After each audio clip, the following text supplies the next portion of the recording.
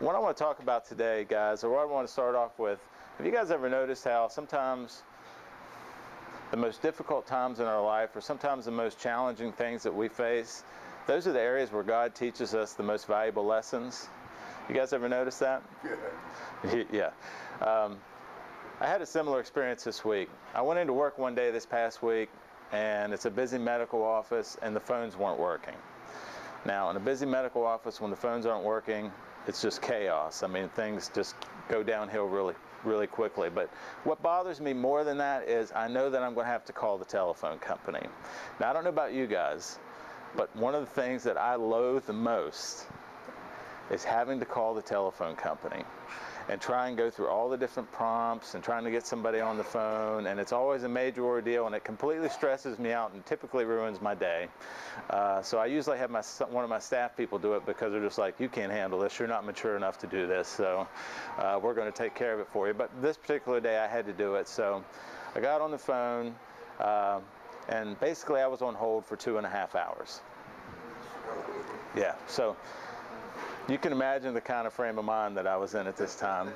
But one of the things that I'll do, guys, whenever I call another business and I'm just really looking for something to not go crazy, is I'll write down on a sheet of paper the things that I think the company is doing really well on one hand, and then I'll write down on another hand the things that I think that they're not doing so well. Now, as you can imagine, on this day, I really didn't have anything over here in the things that I think they're doing well column, but I did come up with a few things of what I think this company is not doing well, things that I want to make sure that I don't do in my own business is the reason I was doing that. And this is the exact list, guys, that I wrote down.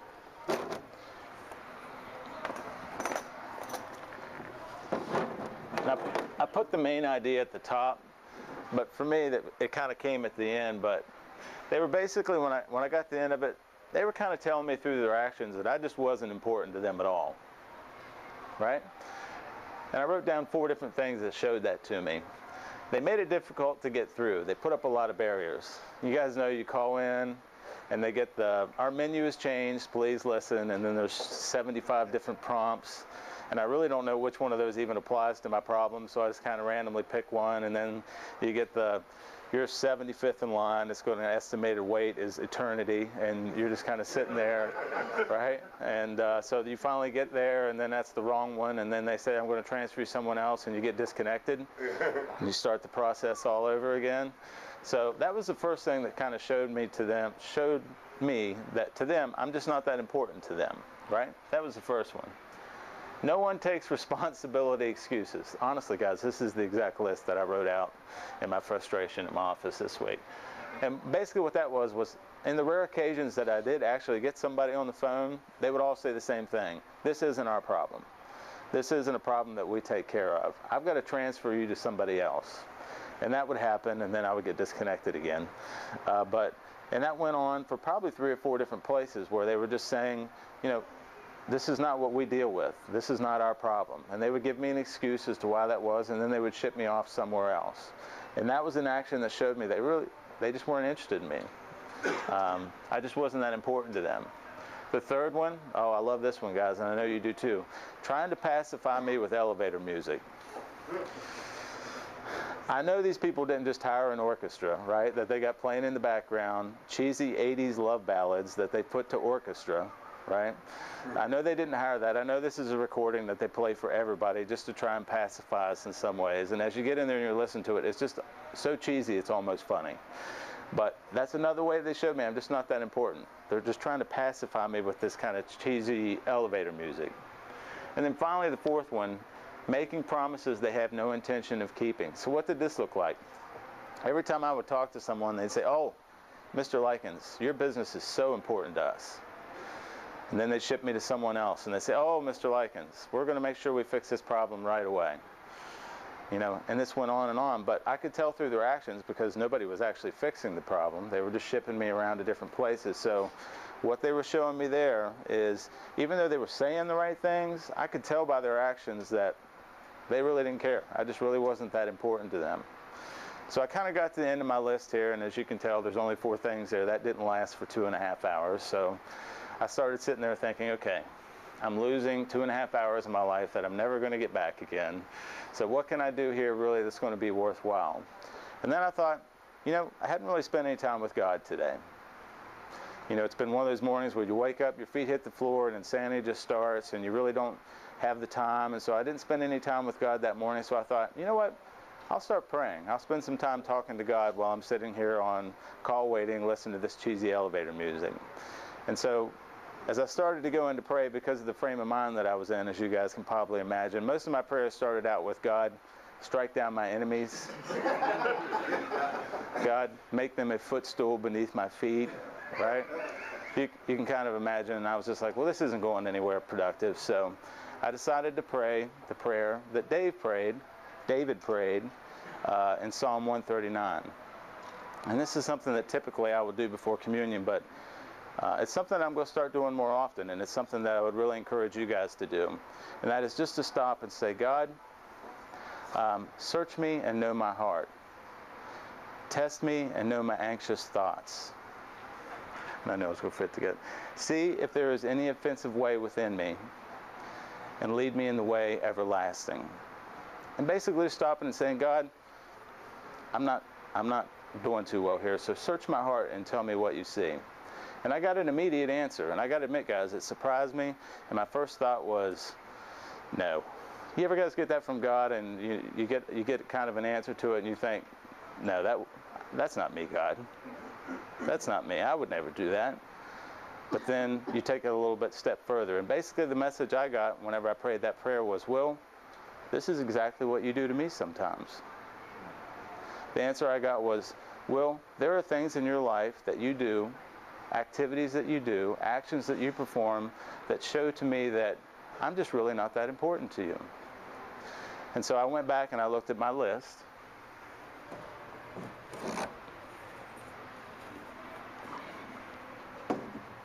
And I went through those four things that I had written down in my anger towards the telephone company, and I started to apply them to my walk with God. Make it difficult to get through, barriers, right? We talked about that. Let me ask you guys a question. How are you making it difficult for God to reach you?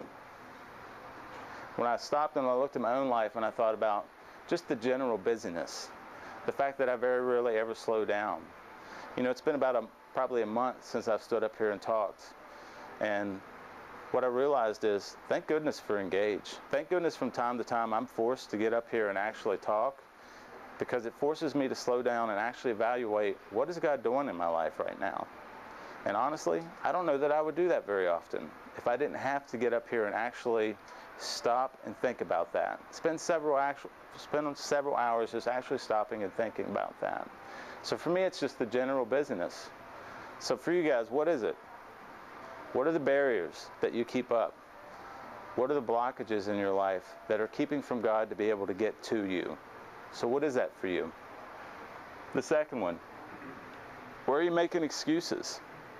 Not taking responsibility, making excuses. The very first thing that came to my mind with this was, I started tithing online for Blue Ridge because I thought it would make things easier for me. I didn't have to write out a check and take it to church, so I just do it online. But this month, it kept coming to me pretty much every day. Will, you haven't tithed yet, but I need to get to a computer. And at that point, I was never at a computer, and I was like, I'll get to it later.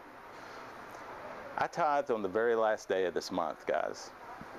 And every day before that, I made up excuses every day as to why I didn't have time to get to a computer and tithe. How's that for a cheerful giver, right? The other one is trying to pacify me with elevator music. Another way you can ask this, I think the way that I look at this in my own life is, what's the least I can do and still get away with it? And this is a prime example, just what I'm talking about, right? I'm using time waiting, on call waiting for the telephone company as my prayer time with God, right? Is that really bringing my best to God? All right, God, I'm going to give you this time while I'm frustrated, waiting on call waiting, as my intimate time with you. Another thing that immediately came to mind for me was praying with my wife.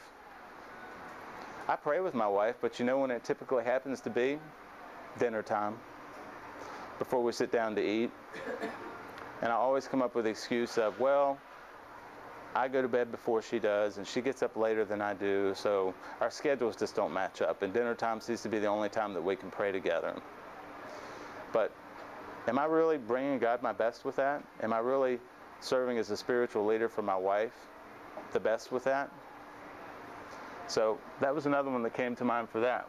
And that's what I would say for you guys. Where are you just doing the bare minimum that you think you can still check the box and say, I'm okay with God in your life? Where is that?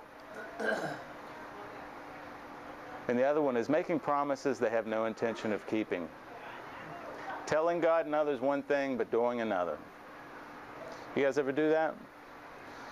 You guys ever tell God or other people, I'm going to change this in my life, or you need to change this in your life, but yet whenever you walk out of here, you find that you can't pull it off yourself? You guys ever find that out? All of these things, guys, for me, as I look through this list, these are all areas in my life where, because of ways that I'm acting, I'm really sending a message not only to God that He's just not that important to me, but I think equally important, I'm sending a message to the people that are watching me, that know I'm a Christ follower. I'm sending a message to them that God is just not that important to me. And guess what? If you guys related to anything that I just said up here right now, you're doing the exact same thing. So the question is, in our lives, in these areas where we're showing God that through our actions, He's just not that important to us, what do we do about that? Today, practically speaking, sitting around these tables, what do we do about that? The first thing I want to say is what we don't do about that. This morning, guys, is not a feel guilty, try harder talk. This morning, guys, is not a feel guilty, try harder kind of morning. It's just not going to work.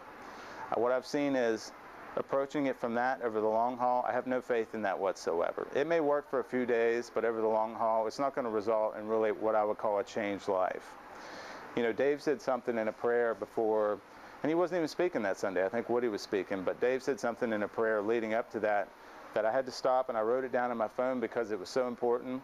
He said, true repentance, that is a true way of thinking and a true change of life, never happens through guilt, and it never happens through fear.